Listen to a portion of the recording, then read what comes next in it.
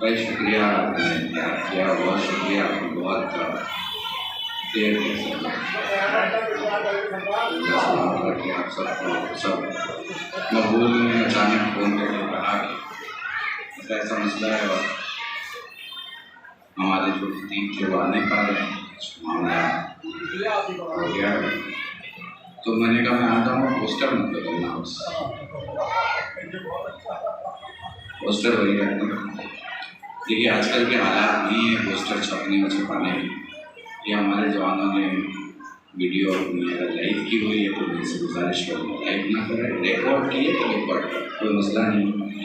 Photo नहीं खींचेंगे, photo कहीं सेंड नहीं करेंगे। आप वज़ादारी कर पा रहे हैं, ये बहुत बड़ी बात है, बहुत बड़ी बात है। सोच भी नहीं सकते कि वर्ल्ड ओवर में क्या हालात हैं। मैं इंडिया के बाहर अभी दिल्ली से पढ़ के आ रहा हूँ, मुझे पता है कि क्या हालात हैं। उन हालात में आप माशाल्लाह से ऐसा लग रहा है कि कोरोना के पहले वाले साल में जो मजलिसें होती थी वैसे ही हो रही। तो ये सिर्फ पता है और कुछ भी नहीं। मगर आप जानते हैं कि मेरा वो पॉलिटिकल और सोशल मामला होने की वजह से कहीं ना कहीं आदमी रिस्पॉन्सिबल हो जाता है और उसे अचानक में बड़े सवाल का सामना करना पड़ सकता है। इसलिए जवानों से, बच्चों से गुजारिश करूँगा कि पोस्टिंग से थोड़ा परहेज करें। बाकी मजलिस तो अब ये पढ़ के आ रहा हूँ, अभी पढ़ रहा हूँ, कल भी पढ़ूँगा, जब तक ज़िंदगी ये पढ़ता रहूँगा। ज़िंदगी उन्हीं के नाम है, सांसें उन्हीं के नाम है, कायनात उनकी है, जब तक पढ़वाएंगे पढ़ता रहूँगा। तो नेमते परवरदिगार, भैया आवाज़ कम कर दो ज़रा ताकि थोड़ा चिल्ला पाऊँ। आवाज़ कम करो, आवाज़ कम करो, आवाज़ थोड़ा मिक्सचर को इको माइनस कर दो, मिक्सचर को मीडियम पे रखो।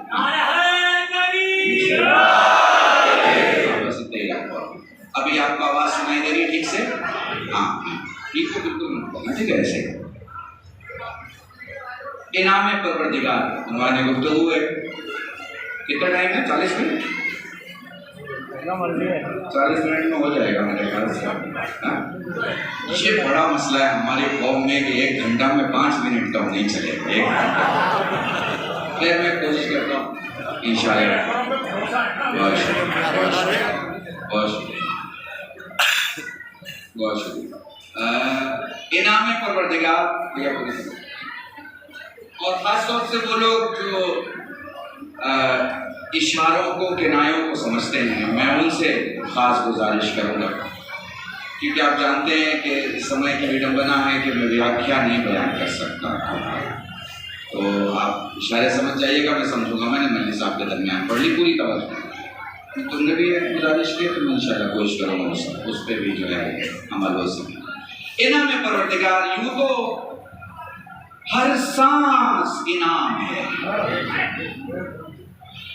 आई वो भी इनाम, गई वो भी इनाम, वो जो आ रही है वो भी इनाम है, वो जो जा रही है वो भी इनाम है। तो हम अगर सांसों को ही गिनने लगे तो उसकी नेमतों को नहीं गिन सकते। पर इन हजारों, लाखों, करोड़ों, अब्जों, खरबों नेमतों में 4 नेमतें बहुत बड़ी हैं। ये वो 4 नेमतें हैं जिनका कोई बदल नहीं है। उसमें सबसे पहली नेमत है अक्ल। सबसे बड़ी नेमत है अक्ल। अक्ल है तो सब कुछ है, अक्ल नहीं तो कुछ भी नहीं। अक्ल है तो गिनती है, अक्ल नहीं तो कोई गिनती नहीं। अक्ल नहीं तो खुदा भी नहीं बुलाता, वो भी मजहब के मामलात को अक्लियत के साथ ही रखता है। अगर अक्ल नहीं तो वो अपनी शरीयत उठा लेता है। समझ रहे हैं मेरा मतलब? अब मुझे शिया सुन रहा हो, सुन्नी सुन रहा हो, हिंदू सुन रहा हो, कोई फर्क नहीं पड़ता, तो बात समझते चले जाइएगा। सबसे बड़ी नेमत है अक्ल। आवाज आ रही है? कुछ फरमा रहे हैं आप? आवाज आ रही है? सही से आ रही है? ठीक है ना? सबसे बड़ी नेमत है अक्ल। अक्ल से बड़ी कोई नेमत नहीं। दूसरी सबसे बड़ी नेमत है कुरान। अक्ल से बड़ी नेमत कुरान। अक्ल होगी तो ही कुरान तक पहुंचोगे,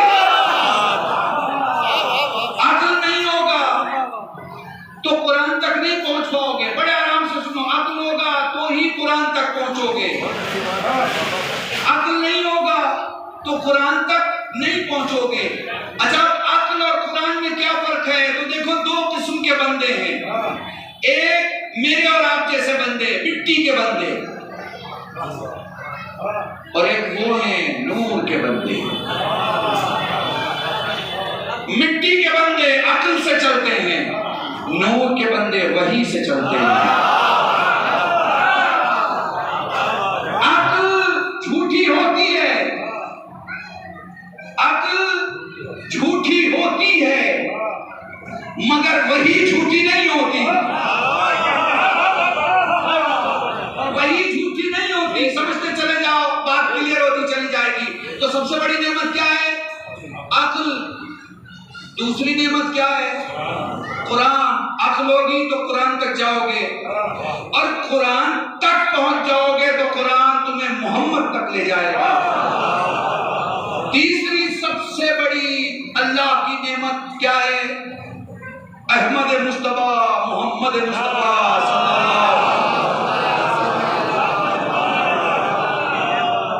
सबसे बड़ी नेमत कुरान के बाद। फिर उसके बाद सबसे बड़ी नेमत क्या है? वही जिन्हें खुद मोहम्मद ने पहुंचाया, यानी उनके अहले बैत। तो पहली नेमत क्या हुई? अक्ल। दूसरी नेमत क्या हुई? कुरान। तीसरी नेमत क्या हुई? रसूल। चौथी नेमत क्या हुई? अहले बैत रसूल।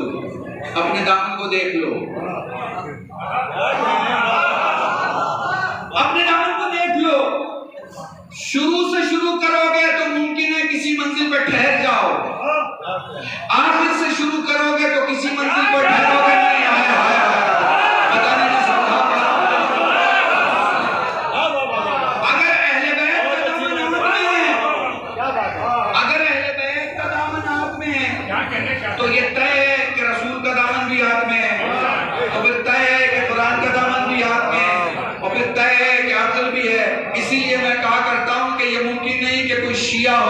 नाजिल ना हो। ये मुमकिनात में से नहीं है, ये मुमकिनात में से नहीं है कि कोई शिया हो और आदिल ना हो और कोई आदिल हो। ये मुमकिनात में से नहीं है, ये मुमकिनात में से नहीं है। देखिए बेवकूफ कुछ भी बोलता है, चाहे वो हिंदुस्तान का हो या पाकिस्तान का। नहीं जरा जरा और वजाहत कर दूं। बेवकूफ कुछ भी बोलता है, चाहे लखनऊ का हो या कराची का।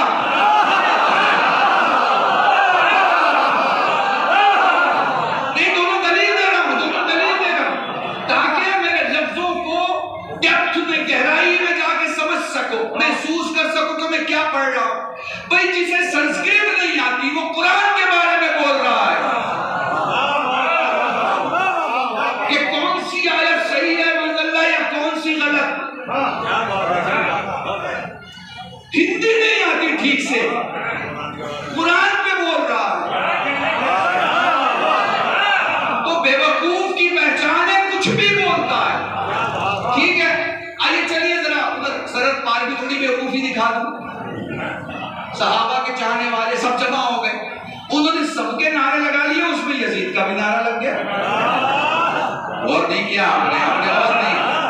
अच्छा नीचे वालों ने लगाया तो लगाया, ऊपर वालों ने भी लगा लिया और सबने लगाया। जो बेचारे वहां नहीं लगाना चाहते होंगे उन्होंने भी लगा दिया। फोटो तो खींच गई ना, आजकल फोटो खींचना आप समझ रहे हैं ना। बहुत से लोगों ने वहां से बाहर निकल के तरदीद की, बहुत से लोगों ने कहा भाई हम अपनी बरात का इजहार करते हैं यजीद के खिलाफ। बहुत से लोगों ने अपना स्टेटमेंट दिया, ठीक है ना। कुछ बात समझ में आ रही है, कुछ बात समझ में आ रही है। अक्ल जहां होती है वहां उतना ही बोला जाता है जितना बोलने की जरूरत है। अब जरा अक्ल और जहालत को थोड़ा देख लीजिएगा नजदीक से। एक किनाया, पैगंबर के पास एक शख्स आता है और शख्स आने के बाद कहता है कि मैं चाहता हूं कि आपको एक मोजिज़ा दिखाएं, मैं अपने सारे कुंबे को मुसलमान कर दूंगा। आपने फरमाया क्या देखना चाहता है? कहा वो ऐसा है कि वो पहाड़ जो है वो फट जाए और ऊंटनियां उससे निकले। अच्छा उसने क्या किया, अरब के 4 किस्म की ऊंटनियों की अलग अलग पहचान को एक जगह जमा कर दिया। मसलन फला नस्ल की आंखें अच्छी होती हैं, मसलन फला नस्ल के रंग अच्छे होते हैं, मसलन फला नस्ल की जो जिस्म होता है उसका वो अच्छा होता है, ठीक है ना। उन सबको उसने कभी खाल ऐसी हो, कद ऐसा हो, आंखें ऐसी हो। पैगंबर ने इशारा किया, पहाड़ फट गया। अब पहाड़ फटा और ऊँटनियां निकलने लगी। जैसी ऊँटनियां निकली उसने कहा अच्छा ऐसा कीजिए वापस कर दीजिए इन्हें, ये जहां से निकली वहीं वापस चली जाए। पैगंबर ने वापस कर दिया। अब वो साहब कहने लगे कि अब मैं लेके आऊंगा अपने लोगों को, तब ये मोजा दोबारा दिखा दीजिएगा। अभी इसको यहीं पे होल्ड कर दीजिए, छोड़ दीजिए, अभी आगे नहीं बढ़ाना इस मोजे को। वो चला गया अपने गाँव। जब वापस आया तो पता चला नबी दुनिया में नहीं है और मेरे साथ रहना अल्लाह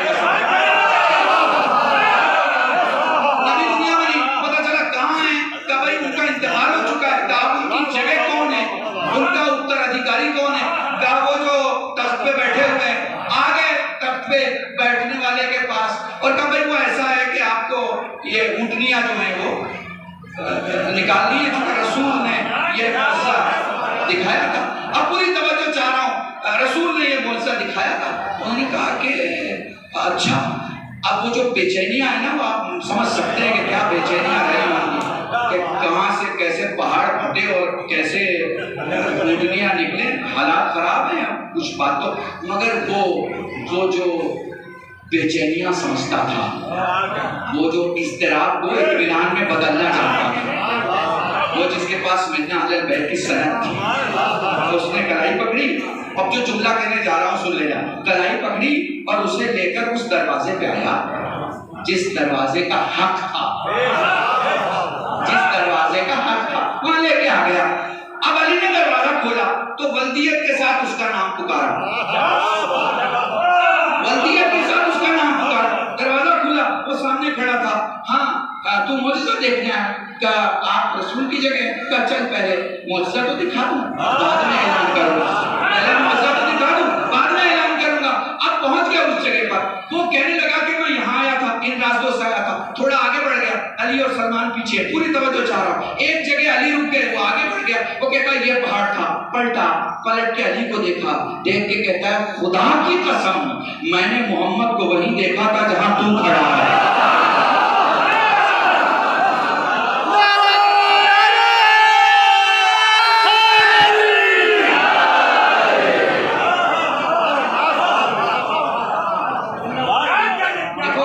देखो हम सच बोलने वाले कौन है।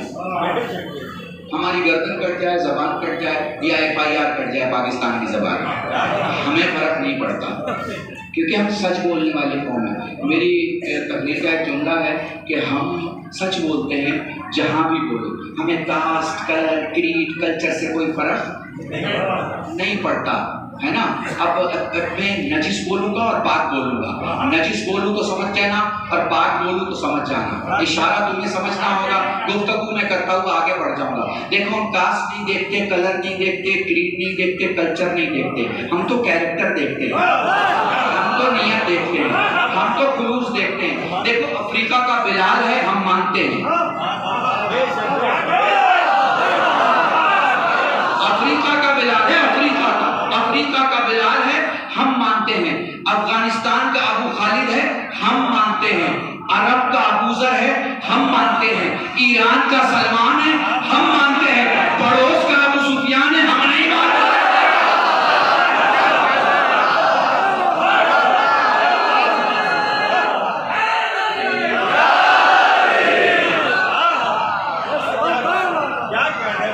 बस समझ में आ रही है, जो है उसको मानते हैं। अगर कोई नफीस है तो उसे नफीस कहेंगे, अगर कोई आलिम है तो उसे आलिम कहेंगे। हमें पैसे दे दो कि हम आलिम को जालिम कह दें और जालिम को आलिम कह दें। हम पैसे पर नहीं बिकते, हम नहीं बिकते, हमारी राय नहीं बिकती, हमारा उसूल नहीं बिकता, हमारे इरादे नहीं बिकते, क्योंकि हम जिनसे इल्म लेते हैं उन्होंने कभी अपने आप को गिरवी नहीं रखा, उन्होंने कभी अपने आप को नहीं बेचा। हम दरबारों में नहीं रहे, हम दरबारों में नहीं रहे, हमारी माओ ने हमारा ईमान इतना पुख्ता कर दिया, दुनिया के बादशाह मिलके भी उस ईमान के एक हिस्से को भी न खरीद सके, खरीदना तो दूर उसे हिला ना सके। मैं एक नाम दे रहा, हुर्रे सादिया, ये हिर्रा बड़ा नाम है, बहुत बड़ा नाम है, चाहने वालों की फहरिस्त का सबसे बड़ा नाम है। पता है जब हज्जाज ने अपने दरबार में बुलाया है, हज्जाज जब कह रहा हूं तो समझ रहे हो ना, जब तक मौला के चाहने वालों की गर्दनें नहीं काट लेता था, सुबह का नाश्ता नहीं करता था, समझ रहे हो ना। ऐसे आदमी ने बुलाया और कहता सुना है तुम अपने अली की तारीफ बहुत करती हो। कहा जो तारीफ के लायक है उसकी तारीफ तो करनी चाहिए। मैं मर्दों की बात नहीं कर रहा, तुमसे शिया औरत की बात कर रहा हूं, ये मौला के चाहने वाले की बात कर रहा हूं। किस तरह का अकीदा तुम्हारे यहाँ महसूस कर, सुना है तो तारीफ करती है ना, कब भाई जो तारीफ के लायक है उनकी तारीफ की ना, सुना है हमारे वालों से अपने वाले की अजमत बढ़ा देती। देखो मैं कुछ नहीं कह रहा, मैं कुछ नहीं पढ़ूंगा और सब कुछ पढ़ूंगा, समझना तुम्हें होगा, ठीक है ना। ये हज्जाज किसे अपना कह रहा है भैया, हज्जाज इब्न यूसुफ इतना बड़ा जो तारीफ का जालिम है, ये किसे अपना कह रहा है, तो तुम समझ लो किसे अपना कह रहा है। कह रहा हमने सुना है कि उनकी तारीफ उनसे बढ़ा दी जाती। पता है क्या कहा और ऐसा दिया, कहती तुमने गलत सुना, हम जिन्हें अंबिया से अफजल समझते हो, पढ़ दिया मैंने आपके दरमियान, पढ़ दिया, हम जिन्हें अंबिया से अफजल समझते हो उनका मुकाबला हम किसी और से कैसे कर सकते हैं। तो सबसे बड़ी चीज हुजूर क्या है, अक्ल। दूसरी चीज क्या है, कुरान। तीसरी चीज हुजूर क्या है, रसूल। और चौथी चीज क्या है, अहले बैत रसूल। अगर अक्ल है तो कुरान के दामन तक आप आ जाएंगे, और कुरान का मुतालिया है तो मोहम्मद का दामन कभी नहीं छूटेगा, और रसूल का दामन हाथ में है तो फिर गदीर तक तो आ ही जाएंगे।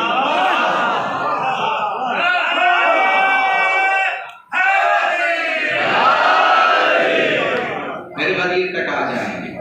तो याद रखिए ना, गदीर नहीं तो कुछ भी नहीं है। गदीर नहीं, हाँ ये भी समझ लीजिएगा, तशय्युओं के लिए ये समझना बहुत जरूरी है। शिया कौन है? जो बेसत पे ईमान रखता, जो बेसत पे ईमान रखता। दूसरा, बेसत से आगे बढ़ के गदीर को मानता, और सिर्फ गदीर को ही ना मानता हो, आशूर को भी मानता हो, और सिर्फ आशूर को ही ना मानता हो, महदवियत को भी मानता हो। समझ रहे? ये 4 अलामतें हैं आपकी, 4 अलामतें हैं तो शिया है। आधा रास्ता चल के यू टर्न मारने वाले को हम शिया नहीं कहते, वहां तशय्युओ नहीं। शियत अली से शुरू होती है और उस अली तक आती है जो वक्त का है, जो आपके जमाने का इमाम, जो आपके जमाने का हाल है। तो हमारा सफर कहां से शुरू हो रहा है? अक्ल से शुरू हो रहा है, और कहां तक आ रहा है? गदीर तक। गदीर तक आया। अच्छा क्या हुआ गदीर में? 1.25 लाख की भीड़ थी, 1, 2, 5, 10, 20 हजार की भीड़ नहीं थी, 1.25 लाख की भीड़ थी। 1.25 लाख की भीड़ तो भाई आज की तारीख में भी रामलीला मैदान में कोई बुला ले दिल्ली में, मैं जानता ही हंगामा मच जाएगा। 1.25 लाख की भीड़ में आज में भी हंगामा मच जाएगा। 1400 साल पहले नहीं, थोड़ा आबादी को और देख लो बाइफरकेट करके ताकि और समझ में आए। अभी आबादी कितनी है? 135 करोड़। 70 साल पहले कितनी थी? 47 करोड़। फिर 100 साल पहले चले जाओ, फिर 250 साल पहले चले जाओ, फिर 500 साल पहले चले जाओ, फिर 1000 साल पहले चले जाओ, तब देखो कितनी आबादी है, तब देखो कितनी आबादी है। और फिर जब हिंदुस्तान जैसे बड़े मुल्क की आबादी इतनी कम दिखाई देगा तो अरब जैसे छोटे मुल्क की आबादी क्या होगी? क्या आबादी होगी अरब की? उसमें 1.25 लाख का मजमा, उसमें 1.25 लाख का मजमा। तारीख में हुआ ही नहीं, न तो गदीर के पहले कोई गदीर है, न गदीर के बाद कोई गदीर है, न तो उससे पहले कोई मजमा आया और न उसके बाद। उस अरब की बात कर रहा हूँ, उस रीजन की, उस इलाके की बात कर रहा हूँ। उस इलाके में उतना बड़ा मजमा नहीं आया। मैं अपने नौजवानों से कहूँ कि उस जमाने में अगर गूगल का कैमरा होता और वो गदीर की तरफ, मैदान की तरफ लगा हुआ होता, तो वो यही कहता है उसका एंकर के धरती पर विश्व की सबसे बड़ी भीड़ जमा हुई है। तो उस जमाने में वहां भीड़ जमा हुई और इस जमाने में करबला में भीड़ जमा हुई। वहां भी भीड़ और यहाँ भी भीड़, एक बाप की भीड़ और एक बेटे की भीड़। अब मेरे साथ रहिएगा, दोनों भीड़ का फर्क क्या है? दोनों भीड़ का फर्क क्या है? दोनों भीड़ के फर्क को महसूस कीजिएगा। एक जगह मिक्स मजमा है और एक जगह क्लीन मजमा है। पता नहीं मैं आपको समझा नहीं समझा। वो जो मजमा है कुछ चाह रहा है, कुछ नहीं चाह रहा, कुछ परेशान है, कुछ खुशहाल है, कुछ जाके भूल जाएगा, किसी की नस्लें भी नहीं भूलेंगी। कोई दिल से मान रहा है, कोई जबान से मान रहा है। इस मजमे को रसूल ने रोका है, उस मजमे को रसूल ने रोका है। और वो जो करबला जा रहा है, उस मजमे की शान क्या है? कहते हैं, मैंने उलमा से सुना है कि अगर तुम्हें अपने वक्त के इमाम की हुकूमत देखना है तो करबला से नजफ जाते हुए रास्ते पर मुसाफिरों को देखो। आप सोचोगे कि मुझे चाय मिल जाती है और कोई चाय लेके आ जाए। ये तो सच बता रहा हूँ, ये कोई आप ये मत समझिएगा कि जोश में मेरे नौजवान बच्चों कभी सोचो मैं जोश में पढ़ रहा हूँ, नहीं नहीं, ये सच बता रहा हूँ। ये सवारों की खिदमत करने वाले ये दो लोग हैं, इनसे मैं गवाही लेके कह सकता हूँ कि ऐसा होता है कि नहीं होता है। देखिए वहां आपने कोशिश की, बस ख्वाहिश हुई आपकी कि बिरयानी खाने की ख्वाहिश है, पता चला कोई आ जाता है। किसी को अगर देखना है अपने वक्त के इमाम की हुकूमत में शिया कैसे रहेगा, नजफ से करबला के मुसाफिरों को देख ले, पता चल जाएगा। अच्छा एक बात समझिए, ये जो भीड़, पूरी तवज्जो, ये जो भीड़ जमा होती है ना, ये जो भीड़ जमा होती है, जैसे मसला मान लीजिए रामलीला में भीड़ जमा हो गई 1.25 लाख, तो लीडर आया, लीडर ने अपनी बात कही तो लीडर अपने घर चला गया। ये भीड़ कहाँ जाती है? ये भीड़ अपने घर चली जाती है। जो बस से आई है वो बस में चली जाएगी, और जो फ्लाइट से आई है फ्लाइट में चली जाएगी। भीड़ कहाँ चली गई?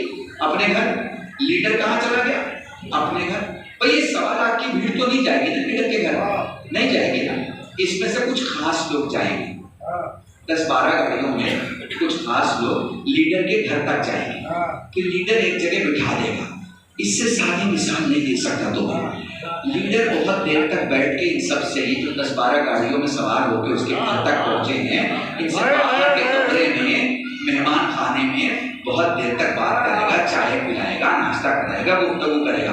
अब लीडर इनके बीच से उठा और अपने कमरे में जा रहा है। कितने जाएंगे अंदर? आप कहेंगे कोई नहीं जाएगा, किसी की ताकत नहीं है। मैदान से घर तक तो आ सकते थे, और घर के अंदर नहीं जा सकते। पॉलिटिकल है, बिल्कुल पॉलिटिकल है। समझ जाओगे तो समझो मैंने मजलिस पढ़ ली तुम्हारा। ठीक है ना? लीडर वहां से उठेगा, घर में जाएगा। अब एक जुमला कहूं, इस लीडर ने अपने बिस्तर पे चादर खींची और ओढ़ लिया। अब बताओ इस बिस्तर में, इस चादर के अंदर कौन जा सकता है? तो आप कहेंगे मौलाना जो उसका खून है, जो उसका अपना है, जो उसके घर का है, जो उसके घर का हिस्सा है, वही जा सकता है। तो इसका मतलब ये जो कमरे तक आया है वो चादर तक नहीं जा सकता, नहीं जा सकता ना। मानते हो इस बात को कि जो कमरे तक आया है वो चादर तक नहीं जा सकता। भाई हम यही तो समझा रहे हैं 1400 बरस से। हम पूरी दुनिया को शिया यही तो समझा रहे हैं, जो बाहर खड़े हैं उन्हें अंदर मत लाओ, जो अंदर है उन्हें बाहर मत ले जाओ।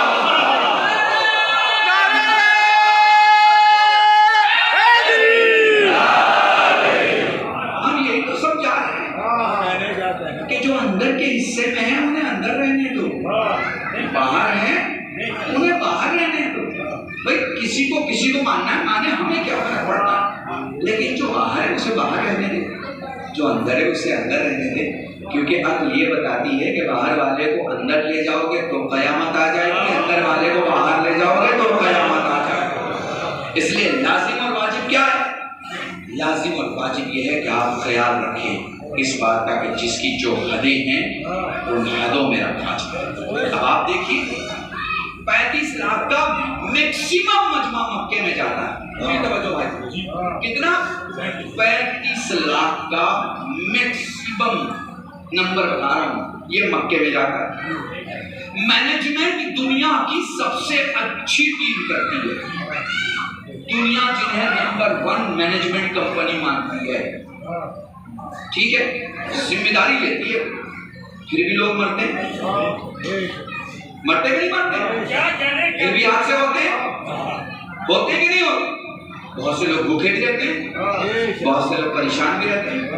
पर अगर मैं कोई आंकड़ा न भी माने और कम से कम आंकड़ा दूं तो 3.5 करोड़ का मजमा करबला में होता है, और कोई एक जिम्मेदार नहीं कह सकता कि मैं संभाल रहा हूं।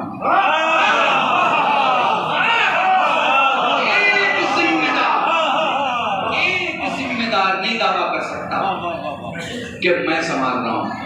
ये हुसैन की हुकूमत है। और एक जुमला अपने जवानों को कह के और आगे बढ़ जाऊंगा, अगर समझ पाओ तो समझ लेना। देखो जब कहीं भीड़ जमा हो रही होती है तो इसका मतलब होता है कोई बड़ा लीडर आने वाला है।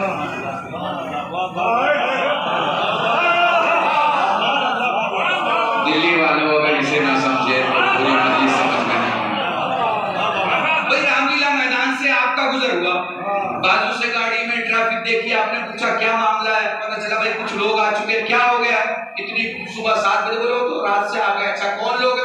फला पार्टी पार्टी के लोग हैं, उनके लीडर कल आएंगे। अच्छा कल कितने बजे आएंगे? पता चला कल दोपहर तक आएंगे, 12 बजे तक। पता चला 7 बजे आपने अलग तादाद देखी थी, 9 बजे अलग तादाद है, 11 बजे अलग तादाद है, 12 बजे मालूम हुआ कि मिनिस्टर साहब अपनी जगह पे आ गए, या लीडर साहब अपनी जगह पे आ गए, या रहबर अपनी जगह पे आ गए। समझ गया मेरी बात को? तो ये जो बढ़ता हुआ मजमा है ना, ये बताता है कोई आ रहा है। लफ्ज है, लफ्ज है, अगर समझ जाओ तो समझ ले। ये किसी साल करबला में 2 करोड़ का मजमा, किसी साल 2.5 करोड़ का, किसी साल 3 करोड़ का, 3.5 करोड़ का, 4.5 करोड़ का, 5.5 करोड़ का, ये बढ़ता हुआ मजमा ये बता रहा है कोई आ रहा है।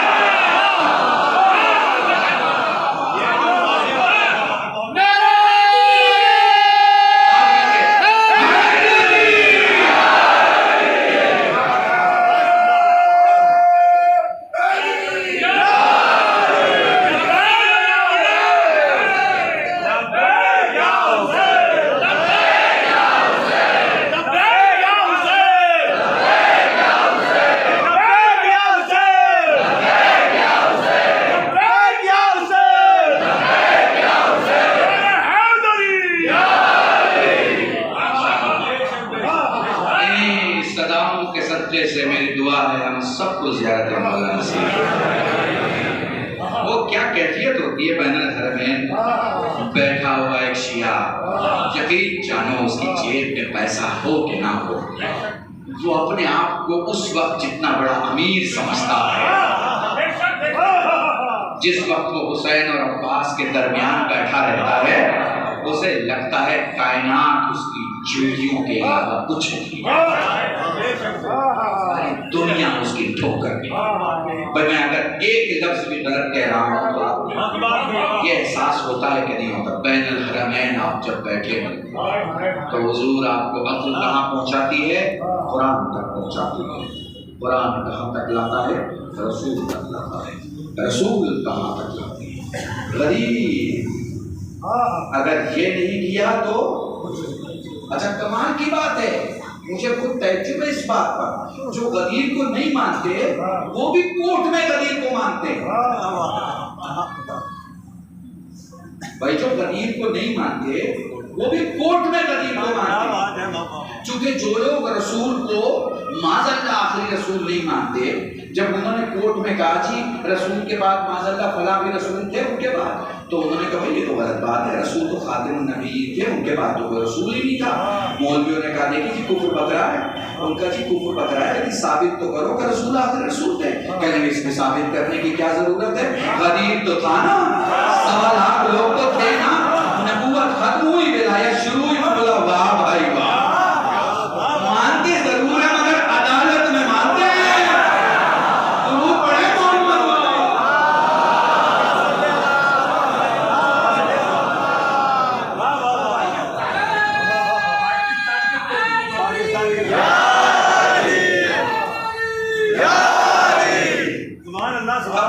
मानते सब है। देखो अहले बैत से वही इनकार कर सकता है जिसके पास अक्ल ना हो, या फिर वो इनकार करेगा जिसके पास होशियारी हो। तो मैंने अपना मौजू मुकम्मल कर दिया। वो इनकार करेगा अहले बैत से जिसके पास अक्ल ना हो, या फिर वो इनकार करेगा जिसके पास होशियारी हो। अब ये क्या बला है जी? ये अक्ल जैसी एक चीज है, अक्ल नहीं है, दिखती अक्ल जैसी है, मगर इसका नाम होशियारी है। इसका नाम होशियारी है। ये दिखती अक्ल जैसी है। अपने बच्चों को होशियार मत बनाओ, वरना बुढ़ापे में कहीं और ले जाके छोड़ देंगे, घर में नहीं रखेंगे। आकिल बनाओ। होशियार और आकिल में क्या फर्क है? होशियार बस अपना फायदा देखता है, मेरा फायदा और दुनिया का कुछ भी हो जाए, ये है होशियार। आकिल कौन है? आकिल कहता है मेरे पास कुछ हो ना हो, हकदार तक उसका हक पहुंचे। बस मेरे अजीजान याद रखिएगा, मैंने पिछली मजलिस में भी कहा और यहाँ भी, हम बहुत अच्छा करते हैं। बड़े इमामबाड़े हैं हमारे पास, बड़ी मस्जिदें हैं हमारे पास, बड़े इदारे हैं हमारे पास, बड़े कांधे हैं हमारे पास, मगर हम सोशल रिफॉर्म्स में सोशल रिस्पॉन्सिबिलिटी जीरो। आप बताइए, ईस्ट दिल्ली में रहते हैं, ईस्ट दिल्ली में एक डिस्ट्रिक्ट सेंटर होता है और डिस्ट्रिक्ट सेंटर में एक हॉस्पिटल होता है। अभी तक आपने मुझे दाद दिया, नारा लगाया, मुझे सुना, बहुत शुक्रिया, बहुत अच्छा लगा, मुझे भी अच्छा लगा। हम सब अहले बैत के नाम से वाबस्ता हैं, हमें अच्छा लगा। आप में से कौन आदमी है जो 2 किलो सेब साल में अजनबी मरीज के लिए डिस्ट्रिक्ट सेंटर के अस्पताल में लेकर गया? देखिए सन्नाटा, देखिए, मैं तो बड़ी अच्छी तरीके से जिस संजुमन ने मुझे बुलाया होगा उसकी बिरयानी खाऊं, बचल रहा, ठीक है, मगर जिम्मेदारी कौन अदा करेगा? अच्छा, कौन सी ऐसी मजलिस एक मौलवी पढ़ के जाता है जो आपको ना पता? आप मुझे बता दो, कौन सी ऐसी मजलिस आपके यहाँ कोई जाकिर पढ़ के जाता है जो ना पता हो? नहीं पता होगा तो दाद कैसे देंगे?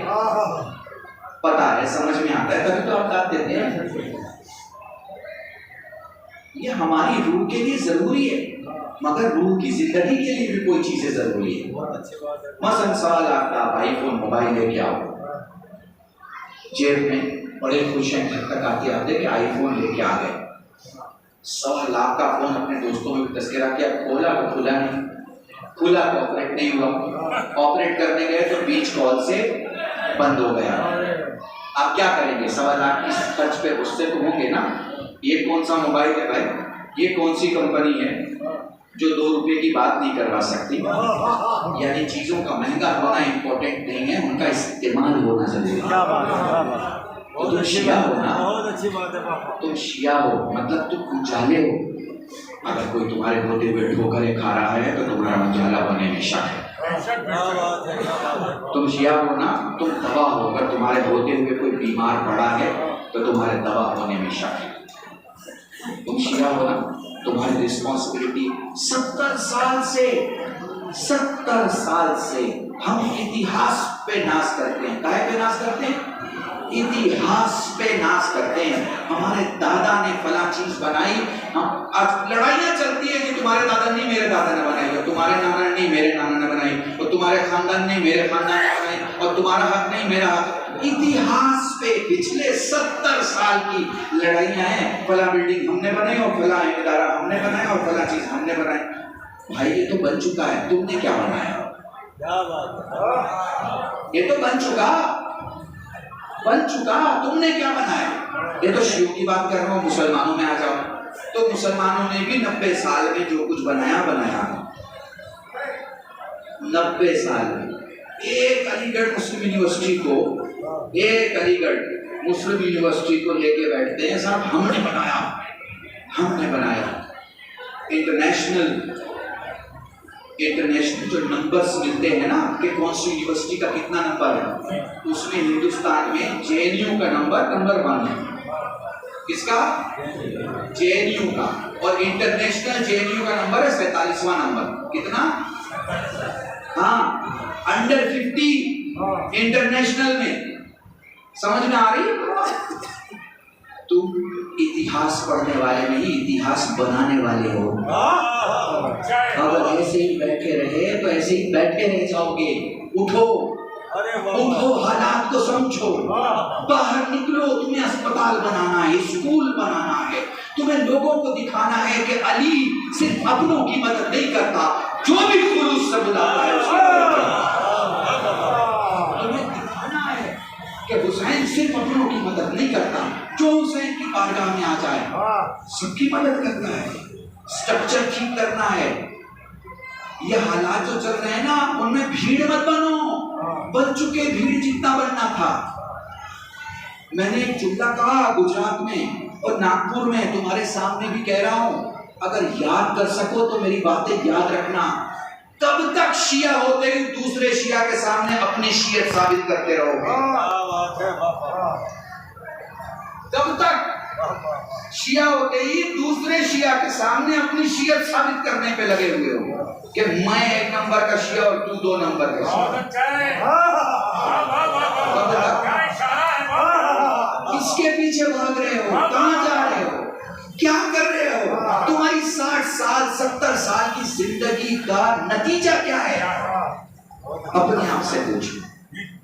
अपने आप से पूछो कि क्या किया। इस दिल्ली में हमारे पास एक कब्रिस्तान नहीं है। मुर्दों की जगह तो बना नहीं सके, जिंदों की खाक बनाए। सिर्फ बातें हैं, सिर्फ बातें।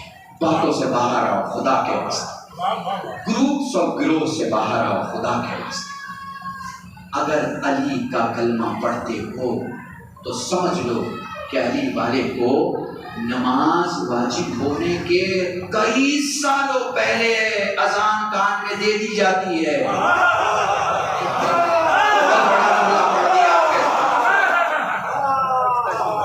अली वाले नमाज वाजिब होने के बहुत साल पहले अजान कान में दे दी जाती है, ताकि कितना भटकेगा, कहाँ जाएगा, वक्त पे आ जाना। अजान 15 साल पहले दे दी जाती है, लेकिन ये अजान उन्हें याद रहती है जिन्हें घर में अजान सुनाई देती है।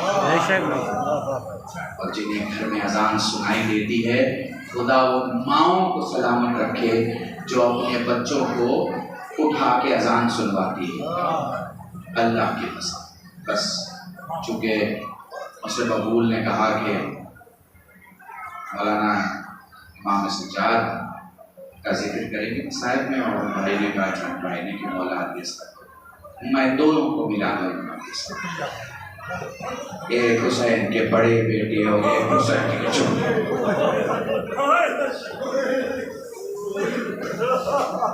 वो जो हुसैन का बड़ा बेटा अली आबिद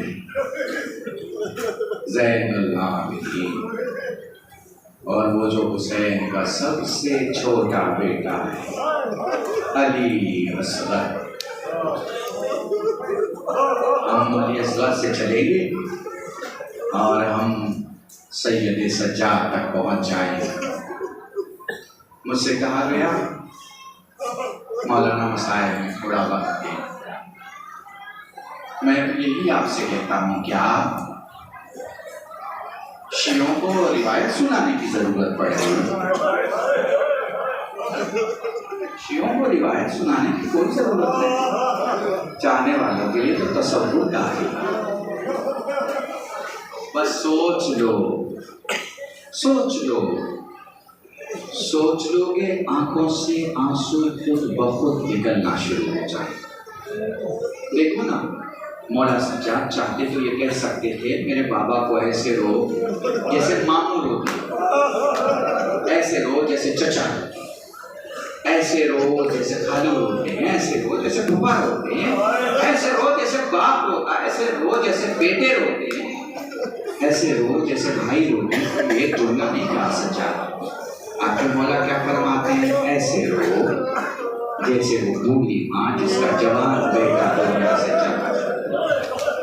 ये बूढ़ी माँ का तस्करा, ये माँ का तस्करा बता रहा है कि कोई बात है।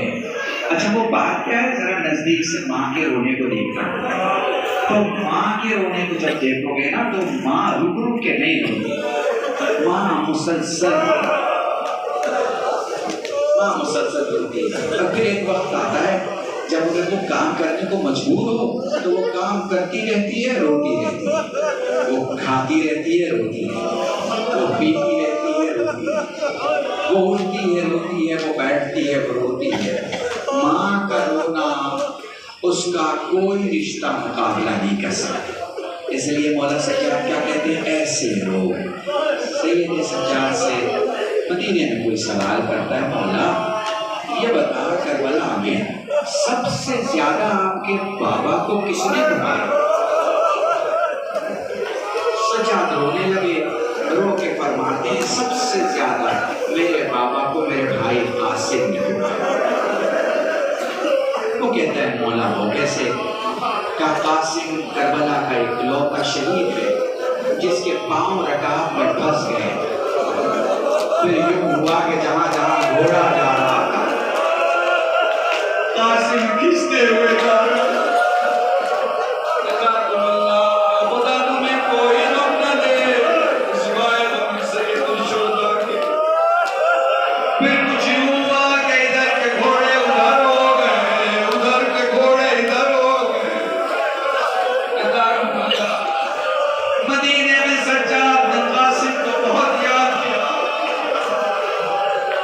चाहने वाला कहता है मौला घर में शादी का बदनामा है, मैं आपको दावत देने आया हूं शादी की तकरीब। फरमाने लगे मेरे बैत ने घर से बाहर निकलना बंद कर दिया, हम नहीं जाते मौला तेरी ख्वाहिश से। काफर शहजाद उछा सज्जाद घर में दाखिल हुए, दूल्हे को देखा लश्का के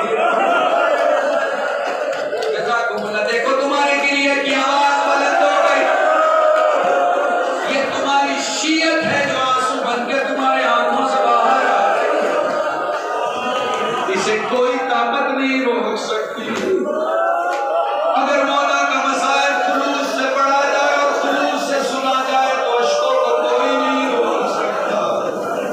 जज़ाकुमुल्लाह, खुदा तुम्हें कोई गम न दे। सैयद सज्जाद दूल्हे को देखा लश्का के गिर पड़े, से काका हुआ, चाहने वाले ने हाथों को जोड़ा, जोड़ के कहता मौला अभी तो मजलिस बर्पा नहीं हुई, अभी तो आपने मसाइब नहीं पढ़े, फिर ये क्रिया क्यों? फरमाने लगे दूल्हा नौजवान था, तो कहता मौला नौजवानों की तो शादियां हुआ करती है। पलट के फरमाया तूने इंसाफ नहीं किया, मैंने इसे देखा मुझे मेरा कासिम याद आ गया। खुदा तुम्हें कोई गम न दे सिवाय गमे सैयद शुहदा।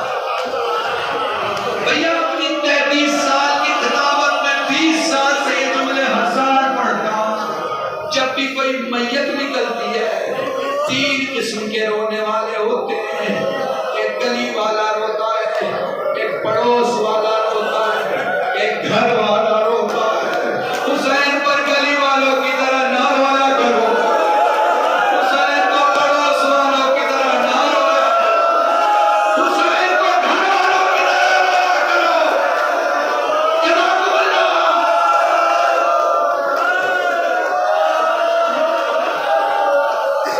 खुदा तुम्हें कोई गम ना दे सिवाय हमें सैयद शुहदा के।